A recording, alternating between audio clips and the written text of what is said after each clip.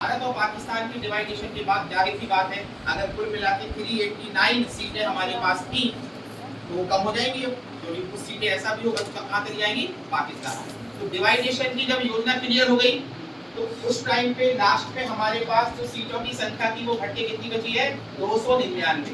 पहले कितनी थी, 389, पर जैसी डिवाइडेशन हुआ तो संख्या कितनी बची है, 299। मतलब कितनी सीटें कम हो गई, 90 सीटें कहाँ चली गई, पाकिस्तान वाले यहाँ। ठीक है, अब 299 रह गई। अब 299 में 229 थे ब्रिटिश भारतीय, पहले कितने थे, 296, कितने बचे, 229। और 70 जो थी वो क्या थी, हमारी देसिया, पहले कितनी थी, 90 थी, अब कितनी बची, 70। ठीक है, अब जैसे भैया चुनाव हो गए, जो जीता बंदा, जो पूरी की पूरी टीम बन गई। अब इस टीम का काम क्या होगा, तो ये आने वाले समय में भारत के लिए एक अच्छा सा संविधान बना के तैयार करने वाले। अब कैसे कैसे वो संविधान तैयार होगा वो सब अपन देख रहे हैं आगे का। चुनाव हो गया, जो बंदा को जीतना था वो बंदा जीत गया, है ना। अब इसके बाद जो उस टाइम पे भारत यहाँ हमारे यहाँ वाइस लाए थे माउंटबेटन, उन्होंने सबको बुलाया, जो मेंबर जीते हैं आ जाओ, हम थोड़ा सा उनको गाइड करते थे, क्योंकि हमें तुम्हारे ऊपर राज करने का बहुत अधिकार वो है, बहुत एक्सपीरियंस है, आ जाओ। सबको बुलाया, जितने की जीते हुए मेंबर थे ना, सब वाइस राय के पास पहुंचे, बढ़िया पार्टी हुई, खाना वाना हुआ।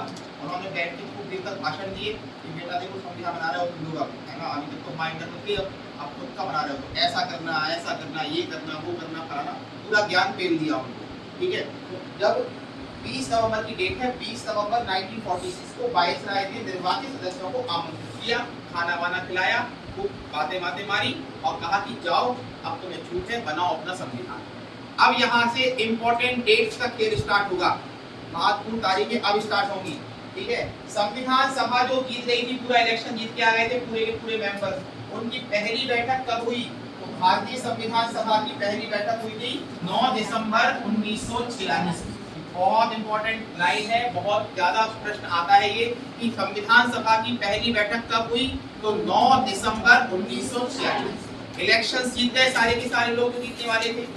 अब उन्होंने कहा कि भैया अपन मिलेंगे, पहली बार अपन काम स्टार्ट करते हैं। हमारा काम है क्या, हमारा काम है संविधान का निर्माण करना, और एक ऐसे संविधान का निर्माण करना जो हमारे पूरे देश को आने वाले कई वर्षों तक चला सके। ठीक है, इसके लिए डिसाइड किया गया कि हम लोग पहली बार मिलेंगे कब, 9 दिसंबर हो गया। अब सुनना, अभी एक नॉर्मल वे में समझो आप लोग कि मान लो कोई सा भी चुनाव हुआ, सब के सब मेंबर्स पहुंच गए वहां, पहली बार मिल रहे हैं सब, अभी इकट्ठे सब पहली बार ही हो रहे हैं। एक बार हुए थे वायसराय के सामने, तब तो आपस में बात हुई नहीं थी, तब तो बात केवल वायसराय ने की थी। अब ये लोग आपस में पहली बार मिल रहे हैं, इन सबको अलग अलग जगह से आए हुए हैं, अलग अलग प्रांत से आए हुए हैं, अलग अलग धर्मों के हैं, अलग अलग पार्टीज के हैं, कोई मुस्लिम लीग का था, कोई यहाँ का था, कोई वहाँ का।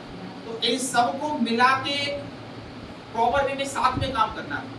अभी मैं बोलूँ कि आप लोग छोड़ो, आप लोगों का कॉलेज ही मान लो, कॉलेज में अलग अलग क्लास के बच्चे, अगर सबको मैं एक रूम में बैठा दूं, तुम लोग रूम को फाड़ दोगे पूरी तरीके से, कूदम कर करके लगे अच्छे पे करने, ऐसे अपनी क्लास वाले बच्चे कर रहे हैं बातें, पूरा कितना हल्ला होगा कि नहीं होगा। तो जब 9 दिसंबर को पहली बार ये लोग, मैंने यही कंडीशन बनी पूरी की पूरी, खूब हल्ला गुल्ला हो रहा है, कोई संभालने वाले नहीं है, कोई लीडर था ही नहीं, सब लीडर मान रहे थे अपने आप।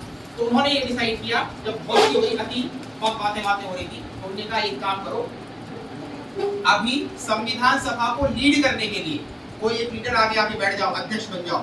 ठीक है, तो उस टाइम पे जो सबसे ज्यादा उम्रदराज व्यक्ति थे इन पूरे के पूरे लोगों में, उनका नाम था सच्चिदानंद सिन्हा। क्या नाम था, सच्चिदानंद सिन्हा। उनसे कहा कि भाई साहब, दादा आप जाके बैठो, आप सबसे बड़े हो, सब आपकी बात मानेंगे, आज संभाल लो, फिर अपन आगे जाके देखेंगे बात, आज तुम मैनेज कर लो कैसे भी करके, आज बहुत दिमाग खराब हो रहा है। सिन्हा साहब सामने आए, बढ़िया ऐसी कुर्सी लगा के बैठ गए और सबको शांत कर दिया, है ना, पूरा शांत बात किया, और बढ़िया बैठ के बहुत देर तक भाषण दिए कि हम यहाँ क्यों इकट्ठा हुए हैं, हम आए हैं संविधान सभा बन के निर्माण करने, तुम लोग बातें कर रहे हो। पूरा समझाया उन्होंने, और बढ़िया आराम से बोल दिया कि आज मुझे ये दायित्व सौंपा गया था कि मैं आप लोगों को संभाल लूँ, अध्यक्ष बन जाऊँ, पर मैं आपका परमानेंट अध्यक्ष नहीं हूँ, क्योंकि मेरी उम्र ही बहुत कम बची है, मैं तो बूढ़ा हो गया, है ना, मेरे अंदर इतनी एनर्जी भी नहीं कि आप लोगों को झेल पाऊंगा। तो उन्होंने कहा आज का काम मैंने संभाल लिया, अब भैया अगले डेट पे जब हम मिलेंगे, अपन यहाँ का एक ऐसे बंदे को जो एक्टिव भी हो, पॉपुलर भी हो, उसको हम यहाँ बिठा देंगे परमानेंट अध्यक्ष के रूप में। अब बनेगा परमानेंट, आज तो मैंने संभाल लिया था, ठीक है। अगली बैठक होती है 9 दिसंबर के बाद 11 दिसंबर। कब हुई है? 11 दिसंबर। और 11 दिसंबर को सबकी सहमति के साथ में डॉक्टर राजेंद्र प्रसाद को संविधान सभा का परमानेंट अध्यक्ष बनाया गया। समझ गए? सिन्हा साहब केवल एक दिन रहे थे, बस एक बैठक में, है ना। तो इसलिए बोलते हैं संविधान सभा का पहला अध्यक्ष कौन था?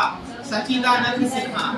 अगर ये कहा जाए संविधान सभा का पहला परमानेंट अध्यक्ष कौन था? डॉक्टर राजेंद्र प्रसाद, जो आगे जाके भारत के राष्ट्रपति। बोलो, इतनी बात समझ में आ गई? पहली बैठक कब हुई है? 9 दिसंबर 1946। डेट तो भूलना ही नहीं है, सन भी नहीं भूलना, एकदम 47 कर दो। पहली बैठक हुई है 1946, 9 दिसंबर 1946। दूसरी बैठक कब हुई है? 11 दिसंबर 1946। 11 दिसंबर को क्या, देखो 9 को क्या हुआ है? हमने टेम्परेरी अध्यक्ष बनाया, अस्थायी अध्यक्ष सच्चिदानंद सिन्हा को। 11 दिसंबर को क्या किया? डॉक्टर राजेंद्र प्रसाद को परमानेंट अध्यक्ष बना दिया। ये इंपॉर्टेंट चीजें आपको ध्यान रखना है ना। देखो, संविधान सभा के अस्थायी अध्यक्ष कौन बने थे? सच्चिदानंद सिन्हा, ठीक है। उसके बाद संविधान सभा की अगली बैठक 11 दिसंबर 1946 को हुई थी। इसमें राजेंद्र प्रसाद को स्थायी अध्यक्ष चुना गया और साथ में एक और बंदे थे एच.सी. मुखर्जी, उनको बनाया गया उपाध्यक्ष। कि मान लो कभी अगर अध्यक्ष आपको काम हो ना आ पाए तो आप संभालना जिम्मेदार। अध्यक्ष कौन बने थे परमानेंट? राजेंद्र प्रसाद। उपाध्यक्ष कौन बने थे?